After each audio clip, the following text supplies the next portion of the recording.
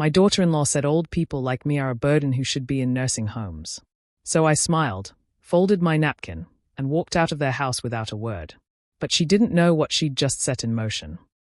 Before we continue, please subscribe to the channel and let us know where you are listening in the comments. She didn't know that the woman who raised her husband wasn't finished. And while she thought I'd disappear quietly into some facility, I was planning something else. Something they'd feel every time they tried to come home. This is how I made them regret the day they ever underestimated me. I raised David with hands that never stopped working and a heart that never stopped giving. After his father Thomas died when David was 12, he was the center of my world, my brilliant, sensitive boy who used to crawl into my bed during thunderstorms and ask me to tell him stories about the stars. I scrubbed his scraped knees and stayed up all night when he had fever. I worked 3 jobs, cleaning offices before dawn, serving lunch at Murphy's Diner, and doing bookkeeping for small businesses until midnight, to pay for his college when financial aid wasn't enough. I emptied my retirement savings to help him start his first business, then watched it fail while I smiled and told him everything would be okay. And I never once asked for thanks. I just thought love would come back around when it mattered. When my hip surgery forced me to move in with them that September evening, I didn't think much of the arrangement. David had insisted I stay with them, in their house, the beautiful colonial I'd quietly purchased in my own name 3 years ago when his second business venture collapsed and they were facing bankruptcy. "Just until you're steady on your feet again, Mom," he'd said, his brown eyes so earnest, so much like his father's. "We have the space. It makes sense." It had made sense then. Now, sitting at their dining table on this crisp Tuesday evening, watching my daughter-in-law Rebecca serve the roast chicken I'd helped prepare despite my still-healing hip, I wondered when everything had shifted. The house smelled like the rosemary from the herb garden I'd planted out back, the same garden Rebecca had complained about last week, calling it cluttered and old-fashioned. I'd held my tongue then, just as I'd held it for the 3 months I'd been living here, watching my welcome wear thinner with each passing day. "This chicken is perfect, Mom," David said, not quite meeting my eyes as he cut his meat. At 4 to 5, my son had developed lines around his eyes that spoke of stress and sleepless nights. His contracting business was finally taking off, but success had come with its own pressures. "Thank you, sweetheart." I kept my voice soft, the way I'd learned to do since moving in. Everything here required careful modulation.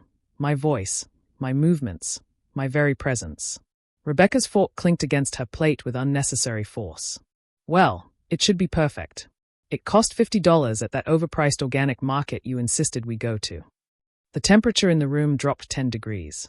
I'd suggested the market because they had the grass-fed chicken that was easier on David's sensitive stomach, a problem he'd had since childhood that Rebecca had never bothered to remember. "I offered to pay for it," I said quietly. "That's not the point."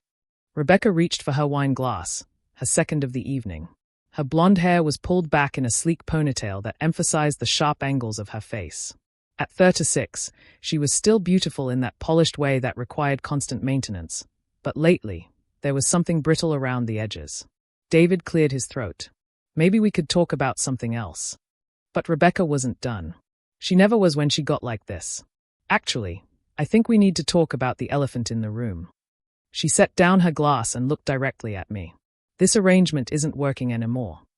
The words I'd been dreading for weeks finally hung in the air between us. I felt my stomach clench, but I kept my expression neutral. After 75 years on this earth, I'd learned that sometimes the most powerful thing you can do is simply listen. "What Rebecca means is," David started. "I mean exactly what I said." Rebecca's voice was steady, controlled, like she'd practiced this speech. "Your mother has been here for 3 months. 3 months of working around someone else's schedule, someone else's medications, someone else's limitations." I thought of the mornings I'd tried to stay in my room until they'd left for work, not wanting to be in the way. The evenings I'd retreated to the guest bedroom by 8 o'clock so they could have their space. The countless small accommodations I'd made to shrink myself into the corners of their life. "I know this hasn't been easy," I began. "Do you?" Rebecca leaned forward, her green eyes bright with wine and something sharper. "Do you really? Because I don't think you understand what it's like having to plan everything around another person. Every grocery trip, every evening out, every weekend plan has to account for whether Eleanor needs something or can be left alone." David's face had gone pale. "Becca, please." "Please what?" "Please keep pretending this is temporary. Please keep acting like having a 75-year-old woman living in our guest room indefinitely is normal. The guest room. Not my room, where I'd been sleeping in the narrow twin bed David had bought because it was safer for someone recovering from surgery. Where I'd been storing my life in a single dresser and a corner of the closet.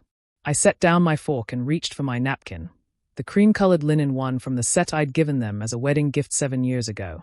My hands, spotted with age but still steady, smoothed the fabric across my lap.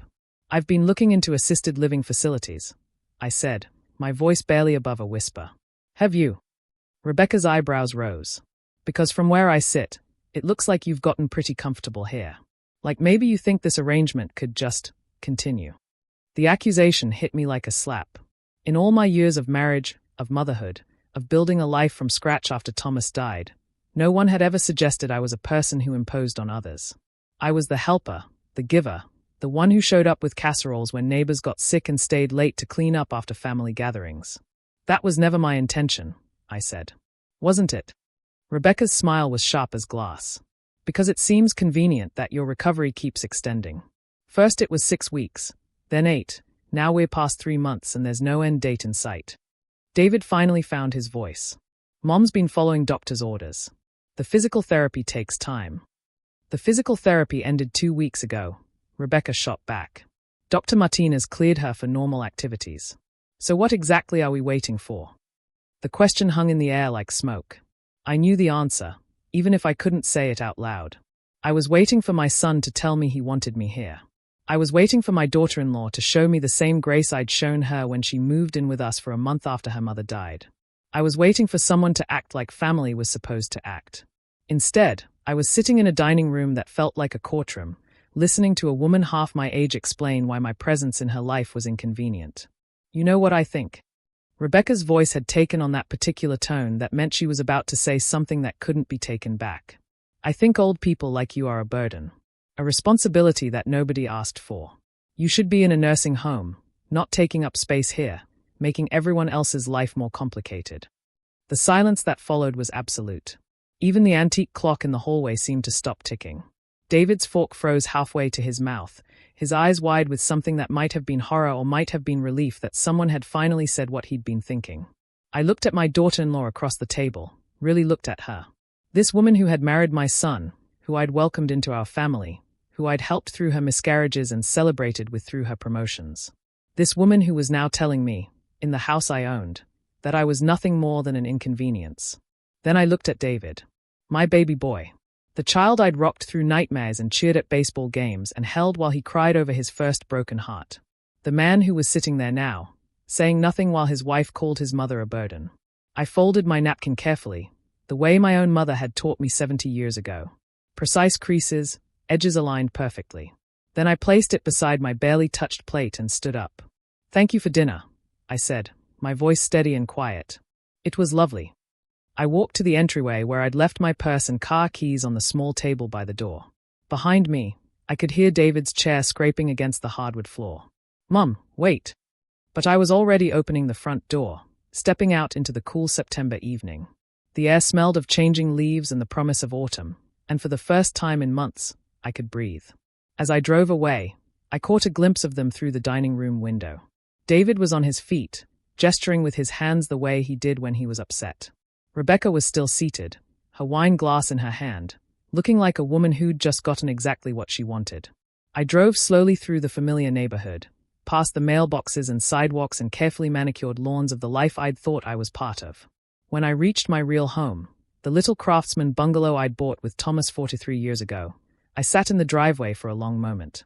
The porch light was on a timer, casting warm yellow light over the steps where I'd drunk my morning coffee for decades. The roses Thomas had planted were heavy with late-season blooms, and I could see that Mrs. Chen had been watering them while I was away. This was where I belonged. Not as a burden or an inconvenience, but as Eleanor Margaret Davidson, a woman who had built a life, raised a son, and survived more than most people could imagine. But as I unlocked my front door and stepped into the familiar quiet of my own space, I realized something fundamental had changed. Not in the house, but in me. For the first time in months, I felt like myself again. And for the first time in years, I felt something I'd almost forgotten. The quiet, burning certainty that I was done being anyone's charity case. Tomorrow, I had calls to make. I woke up the next morning in my own bed for the first time in 3 months, and it felt like resurrection. The morning light filtered through the lace curtains Thomas had complained about but never asked me to change, casting familiar patterns across the hardwood floor I'd refinished myself after his funeral. My hip ached. It always did in the morning now, but as I sat on the edge of the bed and looked around my bedroom, I felt something I hadn't experienced in months: peace. This room held 43 years of marriage, 23 years of widowhood, and every important moment in between. The jewelry box on my dresser where I still kept Thomas's wedding ring. The reading chair by the window where I'd nursed David through chicken pox. The closet full of clothes that actually fit, that I'd chosen myself, that made me feel like Eleanor instead of just Mom or the house guest. I made my coffee in my own kitchen, using the blue ceramic mug David had made me in elementary school art class. The handle was slightly uneven, the glaze cracked with age, but it had survived everything: moves, divorces, deaths, disappointments. Like me, while the coffee brewed, I walked through each room slowly, reacquainting myself with the life I'd put on pause. Everything was exactly as I'd left it, preserved like a museum, but somehow it felt different now. Smaller, maybe, or maybe I'd just grown during my absence. In Thomas's study, I still called it that, even after all these years, I sat at his old oak desk and pulled out the manila folder I kept in the bottom drawer. Inside were documents most people my age should have: my will, insurance policies, bank statements. But also something else. Something I'd hoped I'd never need to use. The deed to 1247 Maple Street. David and Rebecca's house. My house. I spread the papers across the desk and stared at my own signature, dated 3 years ago. I remembered that day clearly, David sitting in this same chair, his face gray with stress, explaining how the bank was foreclosing, how Rebecca was pregnant and they needed stability, how he'd pay me back as soon as the business turned around. "You don't have to do this, Mom," he'd said, but his eyes were desperate. Of course I'd done it. That's what mothers do. We sign papers and empty bank accounts and pretend it's no sacrifice at all because seeing our children safe is worth more than money. I'd bought their house outright, cash from the sale of some stocks Thomas had left me, and put it in my name to protect them from creditors. The plan had been simple. They'd live there rent-free until they got back on their feet, then I'd transfer the deed to them. A gift disguised as a loan to preserve David's pride. Rebecca never even knew the details. As far as she was concerned, they'd worked out some kind of payment plan with the bank. But life had gotten complicated, as it always does. David's business had struggled longer than expected. Rebecca had miscarried twice. And somehow, we'd all just settled into the arrangement without ever talking about making it permanent. Until last night, I'd been content to let it stay that way. Family takes care of family, I'd always believed. Blood runs deeper than paperwork. But sitting in Thomas's chair, looking at the deed to a house where I'd just been called a burden, I felt something shift inside me. Not anger, exactly. Something colder. More focused. I picked up the phone and dialed a number I hadn't called in over a year. "Morrison and Associates. This is Janet." "Hello, Janet. This is Eleanor Davidson. Is Richard available? I need to discuss some property matters." Richard Morrison had been our family lawyer since David was in high school. He'd handled Thomas's will, helped me with insurance claims, and guided me through the paperwork when I'd bought David's house.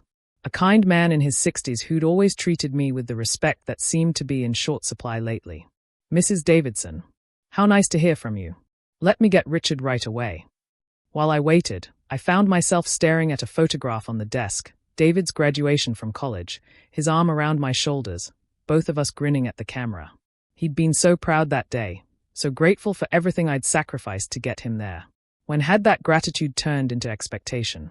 When had my love become something he felt entitled to rather than blessed by? "Eleanor, how are you, dear?" Richard's warm voice filled the line. "I heard about your surgery. How are you healing?" "Very well, thank you." "Richard, I need to ask you about the Maple Street property." There was a pause. "Of course. Is everything all right?" I took a sip of my coffee, gathering my thoughts. "I want to know my options. Legally speaking." "What kind of options are you thinking about?"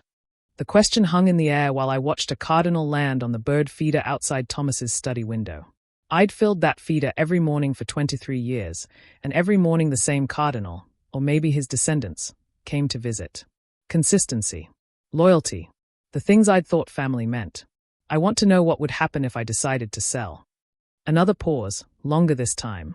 Eleanor, are you sure you want to do this over the phone? Maybe you should come in so we can discuss. Richard, I'm 75 years old. I survived raising a child alone, burying a husband, and beating cancer twice. I think I can handle a conversation about real estate law. He chuckled, but I could hear the concern underneath. Fair enough. All right, let's walk through this. The property is in your name, purchased outright with your funds. David and Rebecca are essentially tenants, though obviously family arrangements are more complicated than standard landlord-tenant relationships. But legally, you have every right to sell. You'd need to give them proper notice. 30 days is standard in this state. The new owners would take possession after closing, and your son and daughter-in-law would need to vacate. I closed my eyes and tried to imagine David's face when he realized what was happening. The confusion, then understanding, then the panic as he realized they had nowhere to go. Part of me, the mother part that had been putting his needs first for 4 to 5 years, felt sick at the thought. But another part, a part I'd been ignoring for too long, felt something else entirely. How quickly could something like this happen? I asked. That depends on the market and how motivated you are to sell. In this neighborhood, with the current market, if you priced it right, you could have offers within days. Cash offers could close in 2 weeks. 2 weeks. In 2 weeks, I could have this whole chapter of my life finished. No more being grateful for scraps of affection from my own son. No more walking on eggshells around a woman who saw my existence as an inconvenience. I want you to research the current market value, I said. And I want to know about real estate agents. The best ones. The ones who can move quickly. Eleanor. Richard's voice was gentle. Are you sure about this? Family disputes can be resolved without such drastic measures. Have you tried talking to David? I thought about David's face last night when Rebecca called me a burden. The way he'd looked away, the way he'd said nothing, the way he'd let her speak for both of them. I've been talking to David for 4 to 5 years, I said. I think it's time I started listening to what he's not saying. Richard was quiet for a long moment. All right, I'll have the market analysis ready by tomorrow afternoon. And Eleanor, for what it's worth, I'm sorry things have come to this. After I hung up, I sat in Thomas's chair for another hour, watching the cardinal at the feeder and thinking about choices. At 7 to 5, you learn that life rarely gives you perfect options. Most of the time, you're choosing between different kinds of difficult, different kinds of pain. The question isn't whether something will hurt, it's whether the hurt serves a purpose. By noon, I'd made 6 more calls. The first was to Margaret Chen, my next-door neighbor for 38 years. Margaret, who'd brought me soup when I had pneumonia, who'd watched David after school when I was working late shifts, who'd held my hand at Thomas's funeral. Eleanor, you're home. I've been watering your roses, but I wasn't sure when you'd be back. I'm back for good, Margaret. And thank you for the roses. They look beautiful. Are you feeling better? You're hip. Much better. Margaret, I have a favor to ask. Do you remember when your daughter Karen sold her condo last year? Who was her realtor? There was a pause. Margaret Chen didn't ask unnecessary questions. It was one of the things I loved about her, but I could hear the curiosity in her silence. Sandra Walsh with Premier Properties. She's ruthless, but in a good way. Sold Karen's place in 8 days for $15,000 over asking. Why? I'm thinking of making some changes. Could you give me her number? The second call was to Sandra Walsh herself. Her voice was crisp, professional, exactly what I needed. Mrs. Davidson, Margaret Chen speaks very highly of you. She mentioned you might be considering selling. I am. The property at 1247 Maple Street. 4-bedroom colonial, built in 1998. Excellent condition. I could hear typing in the background. Oh, I know that neighborhood. Beautiful area. Very desirable. Are you looking to move quickly? Very quickly. I can have a market analysis ready by this afternoon, and we could list it tomorrow if you'd like. The market is hot right now. Properly priced homes in that area are selling within days. That's exactly what I want to hear. The third call was to David's voicemail. He was probably at a job site, knee-deep in construction dust and deadlines, having no idea that his world was about to change. Hi, honey, it's Mom. I wanted you to know I made it home safely last night. I'm feeling much better today. I hope you and Rebecca have a good day. We'll talk soon. I kept my voice light, cheerful even. No point in alerting him that anything was different. Let him think I'd slunk away to lick my wounds, that I'd accepted his wife's verdict on my worth. Let him think the woman who'd raised him was going to fade quietly into whatever corner they'd decided was appropriate for old, inconvenient mothers. The fourth call was to my bank. After 43 years of faithful service, they were very accommodating when I explained I needed to liquidate some investments quickly. The fifth call was to Sunset Manor, the assisted living facility I'd toured 6 months ago when I'd first started worrying about my independence. It was expensive, but the apartments were lovely, and the staff had been kind. Most importantly, it was only 10 minutes from my real home, my sanctuary. Mrs. Davidson, how nice to hear from you again. Are you ready to move forward with an application? I'd like to schedule another tour, possibly as early as tomorrow. Wonderful. We actually have a beautiful unit that just became available. 2nd floor, garden view, full kitchen. I think you'd love it. The 6th call was the hardest. I dialed my sister Ruth in Phoenix, knowing I'd have to explain everything, knowing she'd have opinions. Ellie, what's wrong? You never call in the middle of the day. Ruth was 3 years older and had never let me forget it. She'd married well, moved to Arizona, and spent the last 20 years sending me articles about retirement communities and asking when I was going to stop being so stubborn about accepting help. Nothing's wrong, Ruthie. I'm making some changes, and I wanted you to hear it from me first. I told her everything. The surgery, the 3 months with David and Rebecca, last night's dinner. Ruth listened without interrupting, which was unusual for her. When I finished, there was a long silence. It's about damn time, she said finally. Ruth. No, Ellie. I've been watching you sacrifice yourself for that boy for 4 to 5 years. When his father died, when he needed college money, when his businesses failed, when he needed a house. When does it end? When do you get to matter? Hearing my own thoughts echoed in Ruth's voice was jarring. I'd spent so many years thinking I was being selfless, noble even. But maybe there's a difference between selflessness and self-erasure. Maybe there's a point where giving everything away means there's nothing left of you worth preserving. I'm scared, Ruthie, I admitted. What if I'm making a mistake? What if he never forgives me? And what if he does? What if this is exactly what he needs to remember, that his mother isn't a convenience to be discarded when she becomes inconvenient? What if this is the only way to save your relationship with him?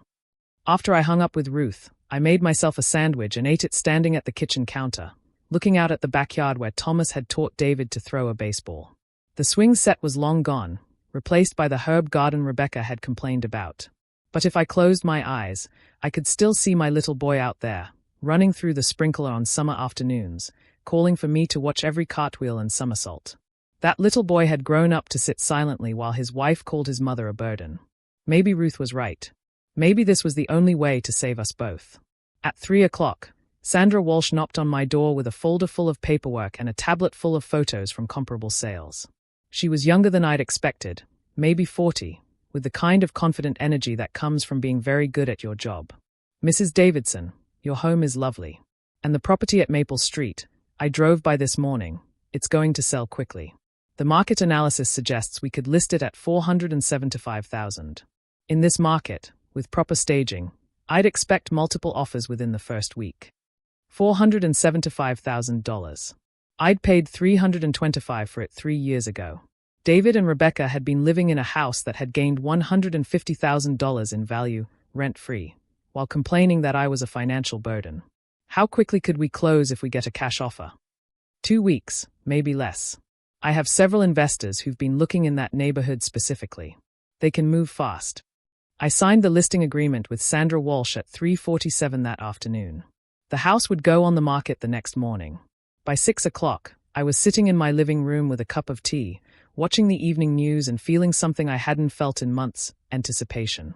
Not the nervous kind that comes with uncertainty, but the settled kind that comes with finally taking action. My phone rang at 8:15. David. Hi, Mom. How are you feeling today? His voice was careful, walking on eggshells. Probably Rebecca had spent the day working on him, making sure he understood that last night's scene was somehow my fault for being too sensitive, too demanding, too much. I'm feeling wonderful, sweetheart. Much better. Good, I'm glad. Listen, about last night. There's nothing to discuss, David. Rebecca was honest about how she feels, and I respect that. Honesty is important in a family. The pause that followed was long enough that I wondered if we'd been disconnected. Mom, She was upset. We both were. It's been stressful, Anne. Of course it has. I understand completely. Another pause. I could practically hear him trying to figure out why I wasn't angry, wasn't hurt, wasn't demanding an apology. So, what happens now? I smiled, even though he couldn't see it. Now I get on with my life. Just like you've been wanting me to do. What do you mean? I mean I'm taking Rebecca's advice. I'm going to stop being a burden. The silence stretched between us like a held breath. Finally, David cleared his throat. Mom, you're not a burden. Rebecca was just, she didn't mean it the way it sounded. Oh, I think she meant it exactly the way it sounded. And you know what? She's not wrong. At 7 to 5, I shouldn't be anyone's responsibility. I should be taking care of myself. But your hip is healing beautifully. Dr. Martinez says I'm ahead of schedule. In fact, I'm feeling so much better that I think it's time to make some permanent arrangements. I could hear him breathing, trying to figure out what I meant, what I wanted him to say. Once upon a time, he would have said, "You're always welcome here, Mom. This is your home too." But that little boy was gone, replaced by a man who'd sat silent while his wife explained why I didn't belong. What kind of arrangements? I'm looking at assisted living facilities. Nice ones. I toured Sunset Manor today, and they have a lovely apartment available. Garden view, full kitchen. Very independent but with support when I need it. Assisted living. His voice cracked slightly. Mom, you don't need, maybe we should talk about this. As a family. As a family. Where had his family been last night when Rebecca was cutting me down at the dinner table? I think we've talked enough, don't you? Rebecca made your position very clear. And honestly, David, she's right. You're young, you have your own lives to build. You shouldn't have to worry about your elderly mother. You're not elderly, you're 75 years old and recently out of surgery. Exactly the kind of person who belongs in a facility designed for people like me. I was enjoying this more than I probably should have.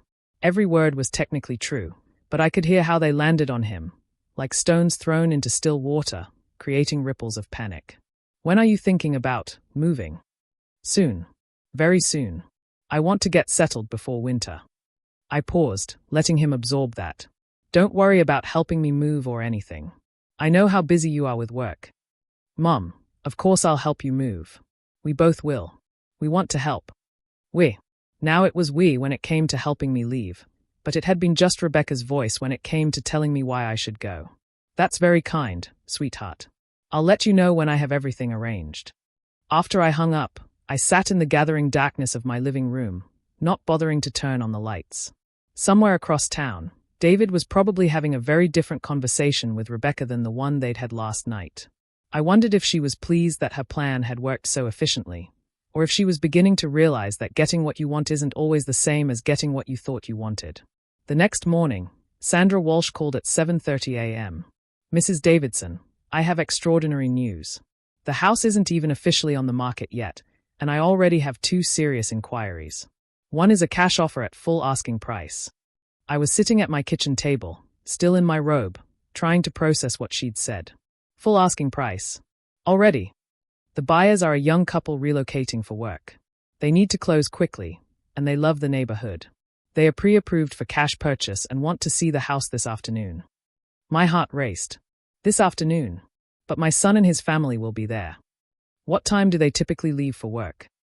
I thought about David's schedule, how he was always on job sites by 7:30, how Rebecca left for her marketing job at the consulting firm around 8:15. They are both gone by 8:30 and don't usually return until after 5. Perfect. Would 10 o'clock work? That gives me time to prepare the showing materials. 10 o'clock would be fine. The words felt surreal leaving my mouth. In 3 hours, strangers would be walking through David and Rebecca's house, my house, evaluating their lives, their choices, their future, while they sat in meetings and worked on projects, completely unaware that their world was shifting beneath them. Excellent. Mrs. Davidson, at this pace, we could have a signed contract by the weekend. After Sandra hung up, I sat in my kitchen trying to process what was happening. The speed of it all felt dizzying. Yesterday I'd been a burden. Today I was selling their home out from under them. The symmetry was almost poetic. I spent the morning in a strange state of suspension, unable to concentrate on anything meaningful. At 10:15, my phone rang. Mrs. Davidson, The showing went beautifully. The buyers love the house, the updated kitchen, the master suite, the garden. They are prepared to make a full-price cash offer with a 14-day closing. 14 days. I know it's fast, but they are relocating from California and need to close quickly. Their financing is solid, no contingencies. It's essentially a guaranteed sale. I stared out at my own small garden, where the late roses were still blooming despite the changing season. In 14 days, David and Rebecca would have to leave the house they thought was theirs. Mrs. Davidson? Are you still there? Yes, I'm here. Sandra, if I accept this offer, what exactly happens next? I'll draw up the acceptance papers today.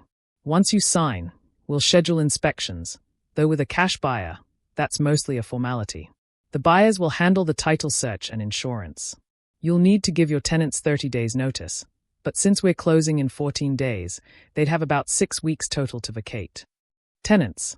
Is that what David and Rebecca were? I supposed legally, that's exactly what they were, though none of us had ever used that word. And they don't need to know about any of this until the contracts are signed. Not legally, no. As the property owner, you have the right to sell without consulting tenants, as long as you provide proper notice once the sale is final. After Sandra hung up, I called Richard Morrison. Eleanor, I have all the paperwork ready. But I have to ask again, have you told David what you're planning? Not yet. The buyers toured the house this morning while he was at work. They've made an offer. I could have signed contracts by tomorrow. Eleanor. Richard's voice was gentle but firm. I understand you're hurt, and you have every right to be. But this is going to come as a tremendous shock. Maybe you should give David a chance to. To what? To apologize. To promise things will be different. Richard, I'm 75 years old. I don't have time for promises anymore. I need actions. The rest of the day passed in slow motion. I kept thinking about David and Rebecca going about their normal Thursday, David checking construction schedules, Rebecca attending marketing meetings, both of them planning a weekend, a next month, a future that had just evaporated without their knowledge. At 6 o'clock, Sandra called again. Mrs. Davidson, I have excellent news. The buyers have formally submitted their offer, full asking price, cash, 14-day close, no contingencies. All I need is your signature and we can move forward. I'll sign, I said without hesitation. Wonderful. I can bring the papers by this evening if you'd like, or we can meet tomorrow morning. This evening. I want this settled.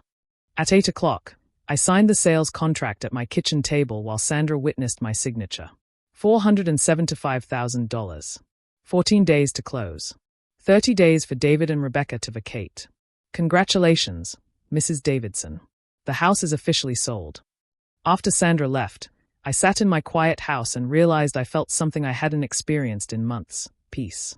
Not happiness exactly, but the deep satisfaction that comes from finally taking action instead of being acted upon. The next 2 days passed quietly. I made arrangements with Sunset Manor, toured my new apartment, and began the process of closing one chapter of my life and opening another. Meanwhile, across town, David and Rebecca went about their routines completely unaware that their world had shifted beneath their feet. I didn't call David, and he didn't call me. The silence between us stretched like a held breath, and I found I preferred it that way. No more careful conversations where I had to measure every word to avoid being seen as demanding or difficult. No more pretending that everything was fine when it so clearly wasn't. On Saturday morning, I was having coffee in my kitchen when my phone rang. Sandra Walsh. Mrs. Davidson, everything is proceeding perfectly. The buyers did their final walkthrough yesterday afternoon while your son and his wife were out.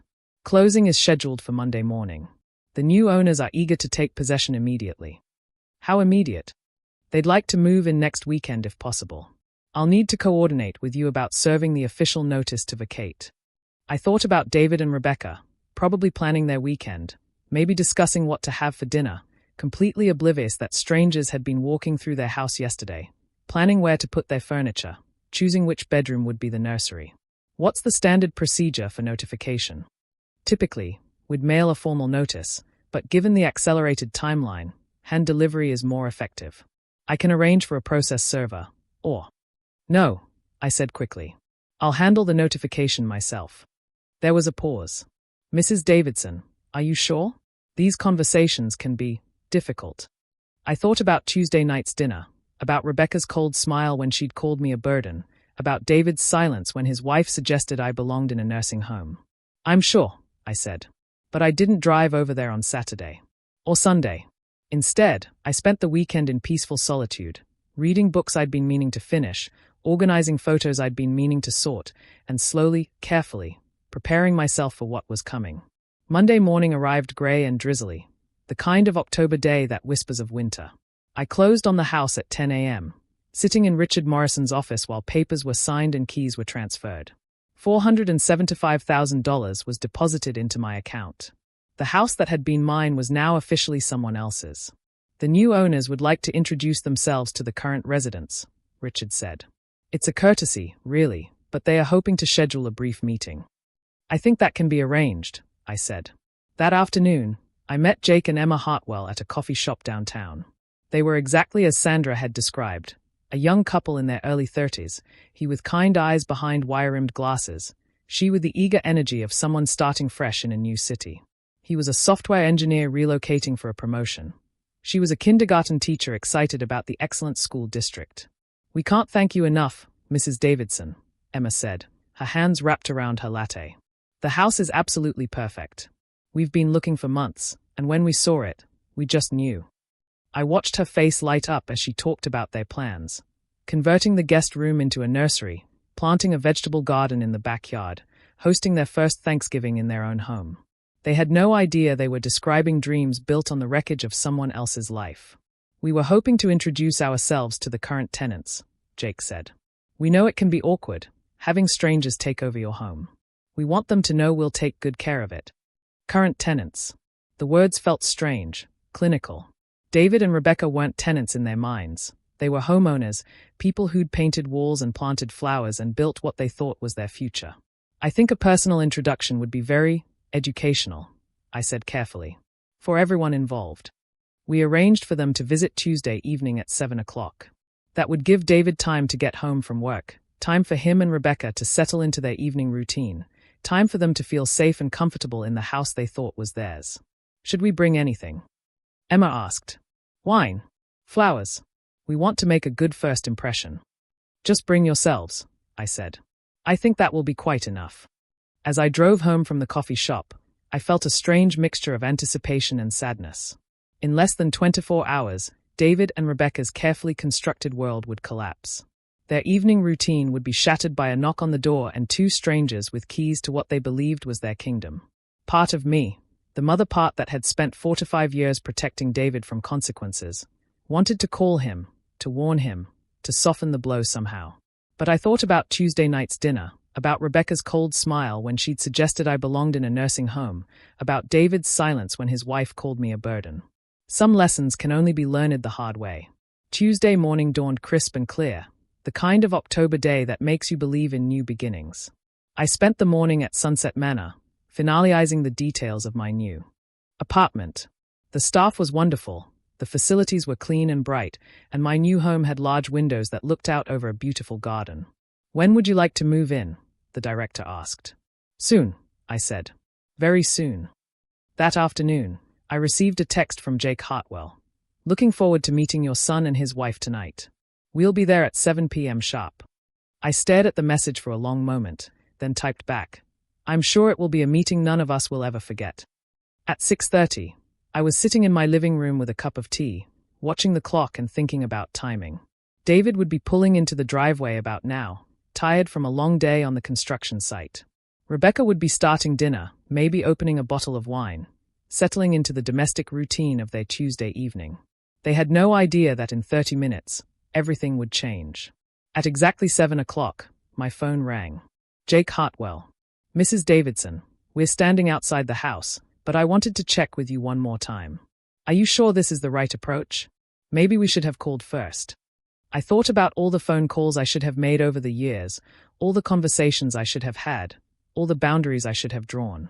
Sometimes the most important messages can't be delivered gently. No, I said. Sometimes surprise is the only way to get people's attention. Ring the doorbell, Jake. It's time. I hung up and sat back in my chair, imagining the scene about to unfold 12 miles away. David was probably in the living room, maybe watching the news or checking his phone after dinner. Rebecca was likely cleaning up in the kitchen, complaining about something: the weather, her coworkers, the neighbors. Just another ordinary Tuesday evening in the house they thought was theirs. The doorbell would ring any second now. My phone buzzed with a text from Jake. We rang the bell. Someone's coming to the door. I closed my eyes and pictured David walking to the front door, maybe glancing through the peephole at two strangers standing on his porch. Young, well-dressed, holding what looked like paperwork. His first thought would probably be salespeople, or maybe someone from the neighborhood association. He'd open the door with that polite but guarded expression he used with strangers, ready to say not interested before they could launch into their pitch. Another text. He opened the door. Looks confused. We're introducing ourselves now. I could see it so clearly. Jake extending his hand with that eager, friendly smile. Hi, I'm Jake Hartwell, and this is my wife Emma. We're your new neighbors. Well, actually, we're going to be living here. We bought the house. The silence that would follow. David's face shifting from confusion to disbelief. The slow, terrible understanding beginning to dawn. My phone rang. David. I let it ring once, twice, 3 times before answering. Hello, sweetheart. Mom. His voice was tight, strained, barely controlled. There are people at my door. They say they bought my house. They have keys, Mom. They have fucking keys. I'd never heard David use that kind of language with me, not once in 4 to 5 years. The profanity told me everything I needed to know about his state of mind. Language, David. Don't you dare lecture me about language right now. What the hell is going on? These people are standing in my living room saying they own my house. They are talking about moving in next weekend. Mom, what did you do? In the background, I could hear voices, Jake's apologetic tone, Emma asking if they should leave, Rebecca's voice rising in panic. What do you mean you bought the house? This is our house. We live here. I sold it, I said simply. You sold what? You sold what, Mom? I sold the house. My house. The house I bought 3 years ago when you were facing foreclosure. The house you've been living in rent-free ever since. The silence stretched so long I wondered if the call had dropped. Then I heard something that made my heart clench, a sound I hadn't heard since David was a little boy. A sob. Mom, I don't understand. How could you do this? How could you sell our house without telling us? It was never your house, David. It was always mine. I was letting you live there out of love, out of generosity, out of the hope that someday you'd remember I was your mother and not just an inconvenience taking up space in your life. But we live here. Our stuff is here. Our life is here. And you have 30 days to relocate that life somewhere else. In the background, the voices were getting louder. Rebecca's voice, shrill with panic. Call the police. These people are trespassing. This is our house. Then Jake's voice, calm but firm. I have the deed right here. And the keys. We closed on this property yesterday morning. We're the legal owners now. Mom, please. David's voice was breaking. We can't afford to move. We don't have anywhere to go. Rebecca just started a new job. We can't. You'll figure it out, I said, using the same tone I'd used when he was 12 and claimed he couldn't possibly clean his room or finish his homework. You're both intelligent, capable adults. You managed to build a life before I helped you, and you'll manage to build one after. This is because of what Rebecca said, isn't it? At dinner.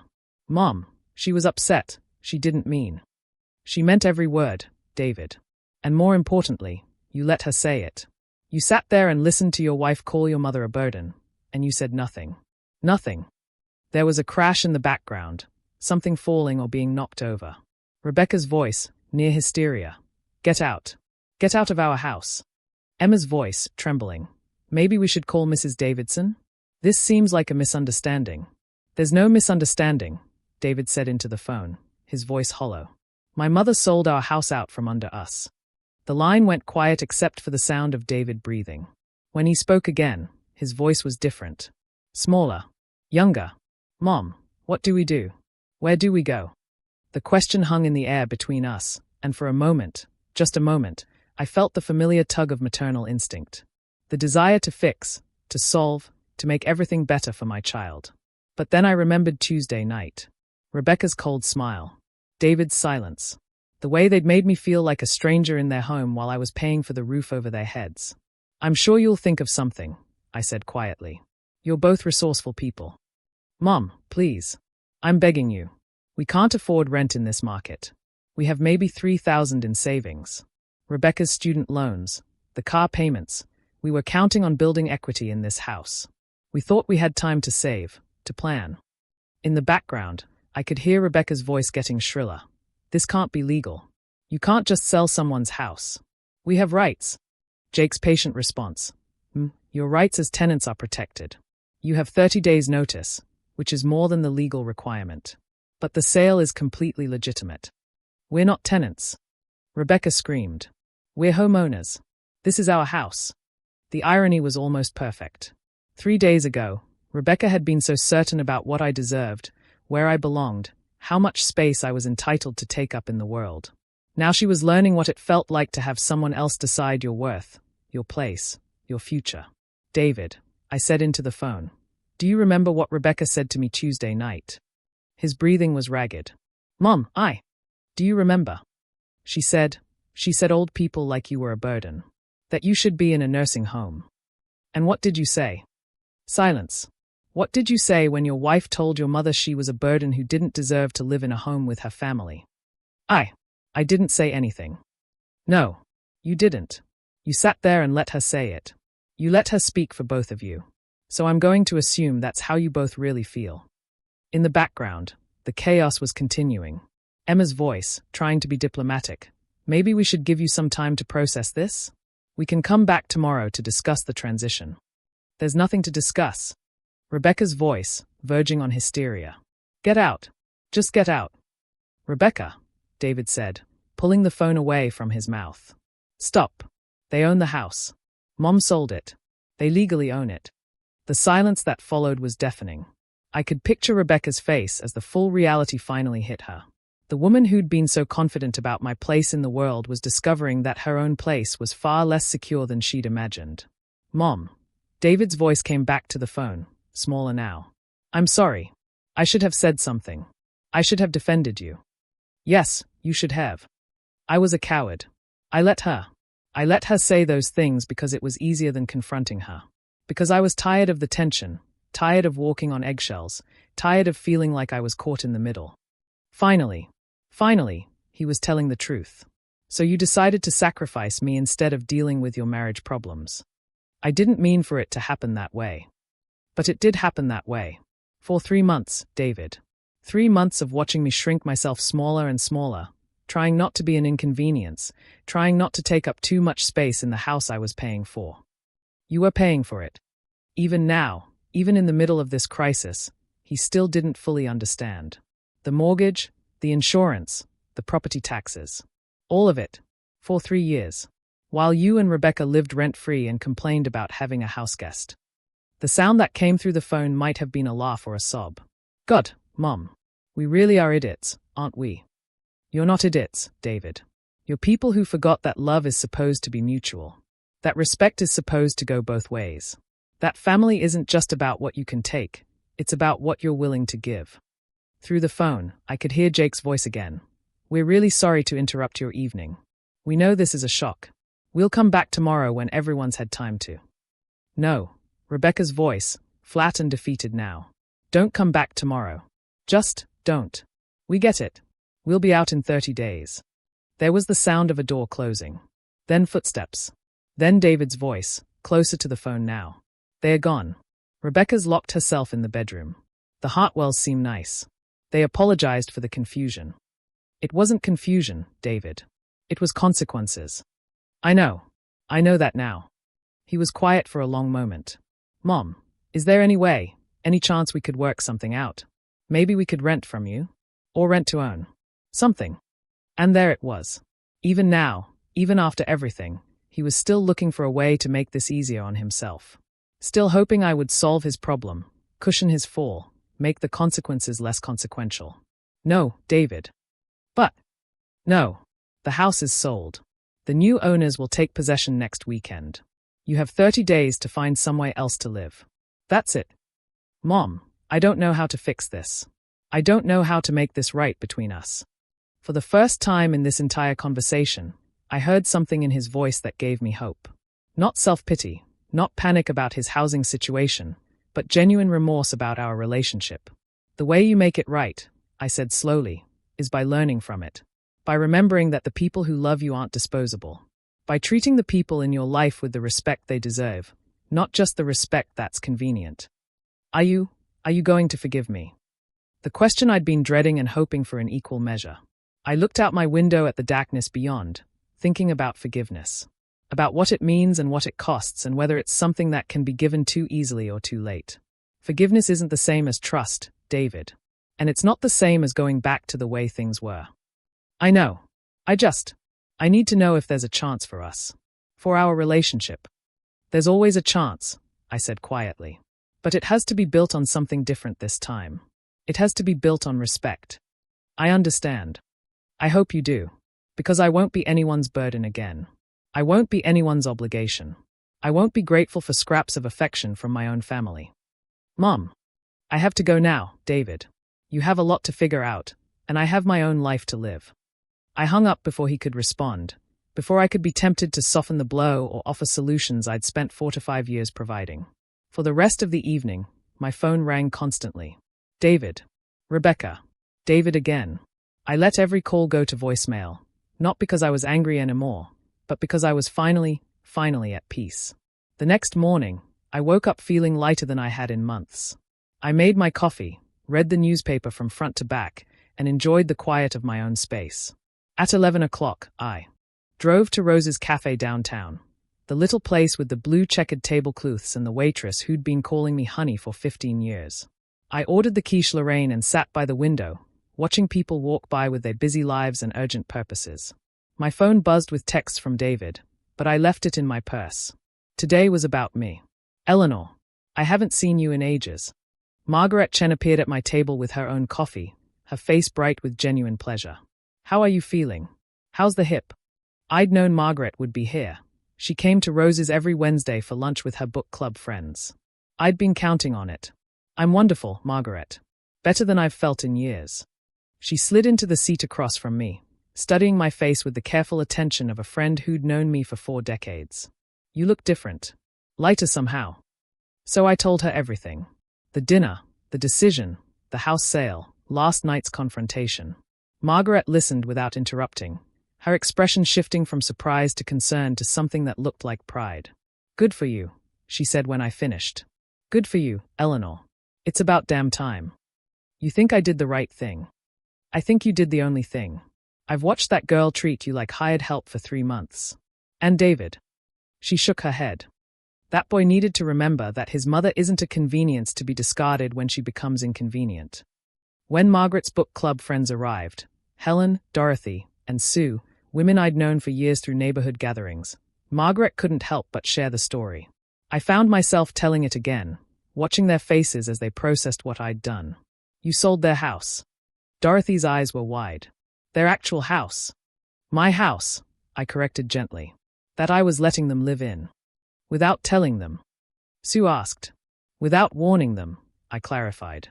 There's a difference. Helen, who'd been married to a difficult man for 50 years before he died, leaned back in her chair with a satisfied smile. Sometimes the only way to get someone's attention is to stop being so damn available. We spent 2 hours at that table, these women who'd survived their own family dramas and disappointments. They told me about their own moments of standing up, of saying enough, of choosing themselves instead of always choosing everyone else. By the time I left the cafe, I felt something I hadn't experienced in months, validation. I wasn't a vindictive old woman. I wasn't a cruel mother. I was a person who'd finally decided to stop accepting unacceptable treatment. That evening, I signed the lease on my apartment at Sunset Manor. It was smaller than my house, but it was bright and cheerful, with windows that looked out over the garden and a kitchenette that was perfect for one person who liked to cook simple meals. The staff was kind, the other residents were interesting, and most importantly, it was mine. Chosen by me, paid for by me, filled with only the things and people I wanted in my life. Over the next 2 weeks, I slowly moved my belongings from the house to my new apartment. I kept the furniture I loved and donated the rest. I kept the photos that made me smile and stored the ones that made me sad. I kept Thomas's books and David's childhood artwork and the china my mother had given me for my wedding. I did not keep the guest room furniture from David and Rebecca's house. I did not keep the extra dishes I'd bought for family gatherings that had become more obligation than joy. I did not keep anything that reminded me of feeling unwelcome in my own family. David called several times during those 2 weeks. I answered some of the calls, kept the conversations brief, and refused to discuss anything except the logistics of their move. He and Rebecca had found a small apartment across town, not in the neighborhood they wanted, not with the space they needed, but what they could afford on short notice. "We're managing," he told me during our last conversation. "It's tight, but we're managing." "I'm glad to hear it. Mom, I want you to know. I've been thinking about what you said. About respect. About family. I think I understand now. I hope you do, sweetheart. Would you like to have dinner sometime? When we're settled. I'd like to try again. To do better." I looked around my new apartment, at the reading chair by the window, at the small dining table set for one, at the life I was building that belonged entirely to me. "Maybe," I said.